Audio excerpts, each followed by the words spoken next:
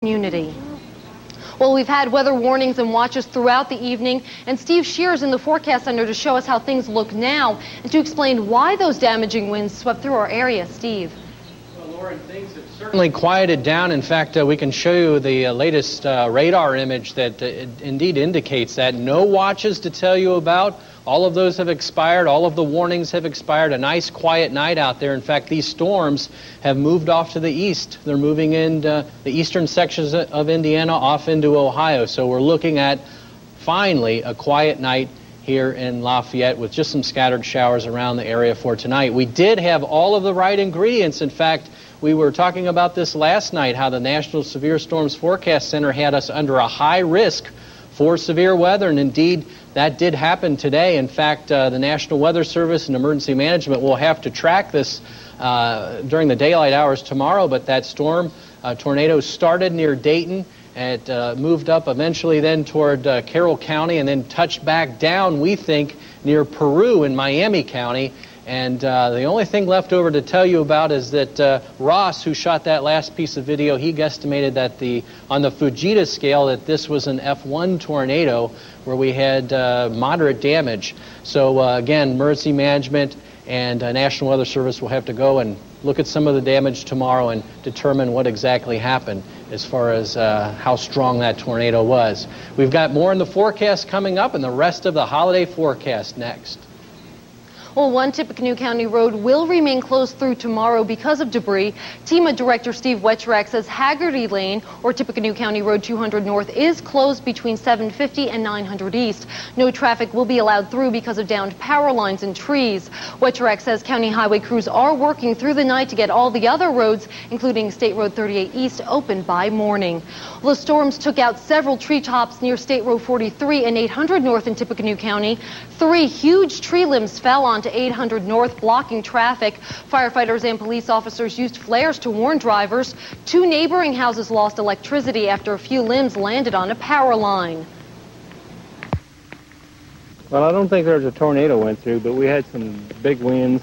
We lost tops out of all the trees around the house here, and of course blocked the road, knocked the power lines down. I don't know what it was caused by. We pulled up on it and talked to one of the state troopers that's on the scene. There's a power line down also. We're just waiting to hear from County Highway and Tipmont to come out and do the repairs that need to be done in order to get the road back open. The good news is no one was injured. Officials hope to have the trees removed before morning. Well, thousands of people are without power because of the storms. Wendell Seaborn with Synergy PSI says there are 25 different outages affecting nearly 2,200 customers, mostly in the south end of Lafayette and the Dayton area. Seaborn says crews hope to have power restored by sunrise. Tipmont REMC has 400 customers without electricity near Dayton as well. Another 2,100 customers are without power in the NIPSCO service area. Spokesman Jim Fitzer says crews are working on problems in Kentland, Brook, and Fowler. Also, a viewer reported that there is no power in Remington. The Red Cross has opened a shelter for storm victims. Anyone whose house is damaged or is without power can go to Faith Baptist Church on State Road 26 at 550 East. Executive Director Debbie Elsner says she opened the shelter at 10:30 tonight. And with all the tree limbs, power lines, and debris scattered around, emergency responders urge people to be careful. Our own Buzz Lopez is live in the Dayton area. He joins us with a family who quickly found cover when the tornado sirens sounded. Buzz. That's right. In fact, I mean, even if it was just an F1 tornado with winds of about 100 miles an hour, you can see some of the damage behind me. You can see some of the debris. In fact, what you're looking at right now is the part of a roof from a house on the other side that was blown over. And in fact, 3 buildings down is a church, and that church has some recent wood you could say construction with it, and it blew 3 buildings down all the way down to this house over here. This is where Ken Taylor lives at the corner of Walnut and State Road 38. Ken, tell me what you experienced. Well, we were inside and we seen the limbs and stuff really blowing out the windows, so I said we better head to the basement. And as soon as we took off, like a 2x6 about 4 foot long come flying through the window.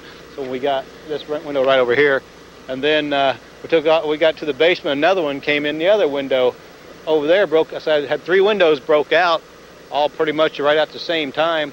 Got all a bunch of the stuff that came, I think, from the church, boards and what have you, all up just riddled the side of the house. And what you were telling me was that you barely, made it to the cellar as the winds and the wood were blowing through your windows. Yeah, my daughter Tamara, she was coming right behind me, and it just went right in front.